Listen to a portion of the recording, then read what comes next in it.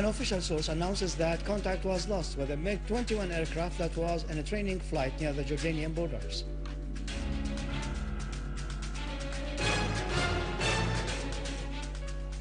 Following the positive Syrian response, a team of Syrian Arab Red Crescent tries to reach the civilians in a dangerous neighborhood in Homs.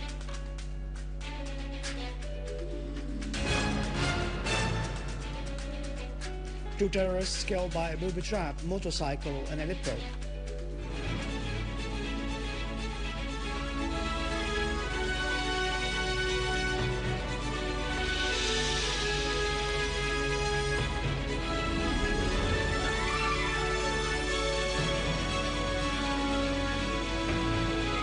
Good afternoon, ladies and gentlemen. Welcome to our news for today.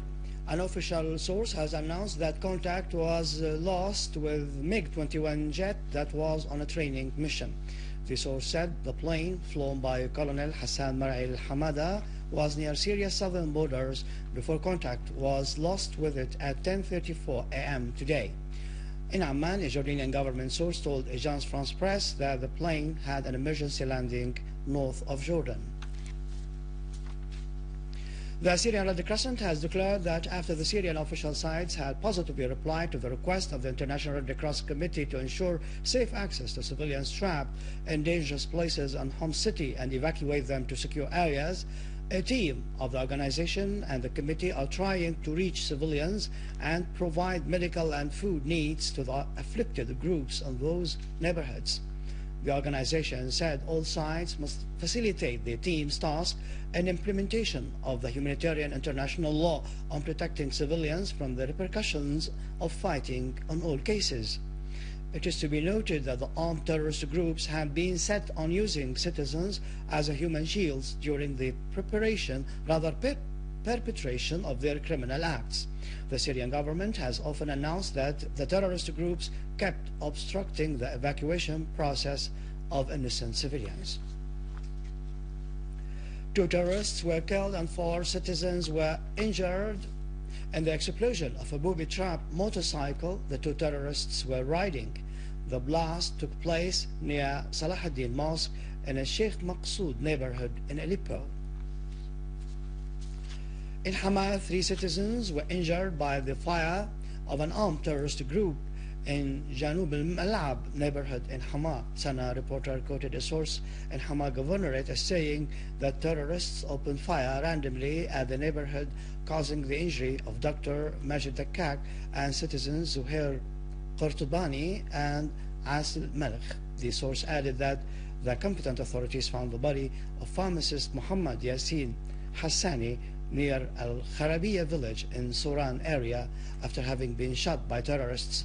Also in Hama, an armed terrorist group targeted the cotton yarn factory in the city of Hama with RPGs, causing fire to erupt at the factory, which devoured 260 tons of raw cotton bales. In Armanaz village in Idleb suburbs, authorities today clashed with a terrorist group that had been assaulting citizens and law enforcement troops and attempting to vandalize public and private properties.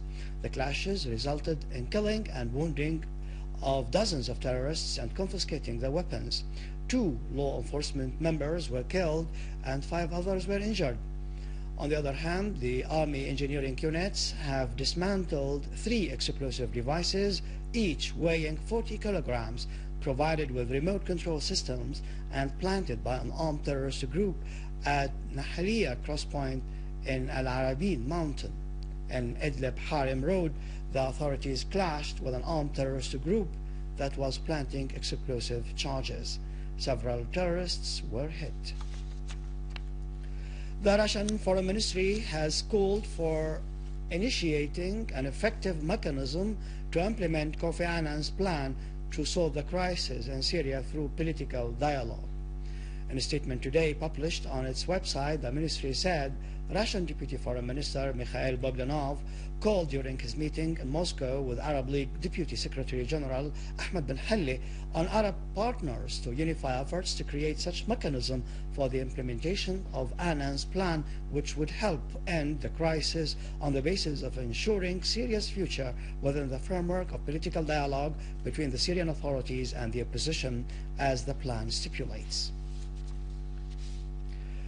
During his meeting today with Ben Parker, head of the UN Humanitarian Needs Assessment Mission, Deputy Foreign Minister Dr. Faisal Al-Maqdad discussed the humanitarian response plan to meet the needs of citizens affected by the crisis in Syria.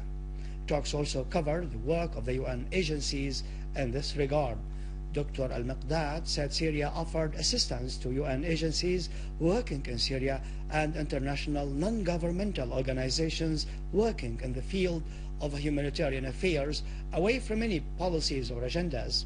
He warned that the sanctions imposed on Syria by the EU and the USA are in fact targeting the livelihood of all citizens and increasing their difficulties resulting from the atrocious acts perpetrated by the armed terrorist groups against civilians and public and private institutions.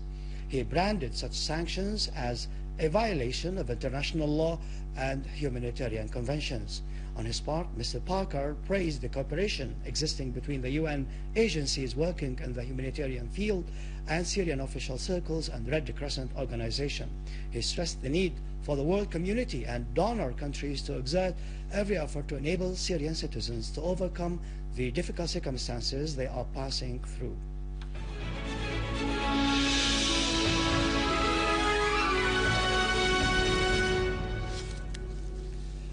President Bashar al-Assad has issued decree number 209 of 2012 allowing university students to be admitted into the summer semester exam of academic year 2011-2012 regardless of the number of subjects they did not pass in yet.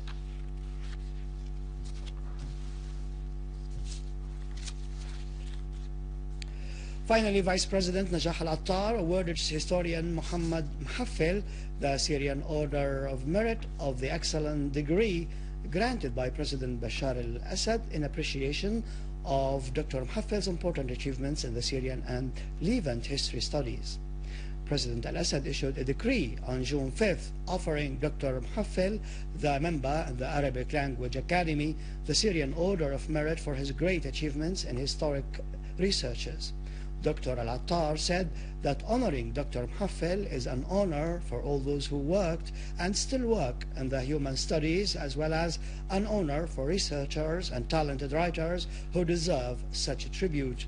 For his part, Dr. Muhaffil said in his word that 6 decades after finishing his academic degree in 1953, he looks forward to the future to do more to Arab language and culture.